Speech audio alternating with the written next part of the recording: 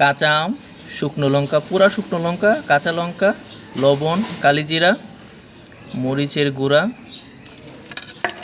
এরপর আরও আসছে হচ্ছে লেবু পাতা,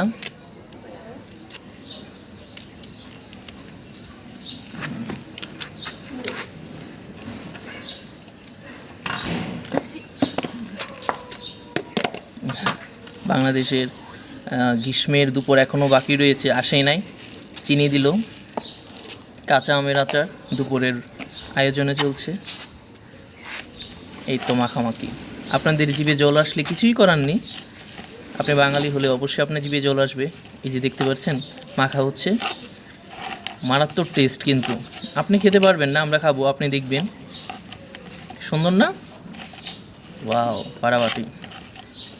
অপেক্ষা করুন, আমরা আমের আচার খাই, আপনারা দেখুন, ভালো থাকুন, আর বাংলার প্রকৃতি দেখুন। এটা হচ্ছে আমাদের বাঙালির সংস্কৃতির মধ্যে পড়ে আমের আচার, কাঁচা আমের আচার।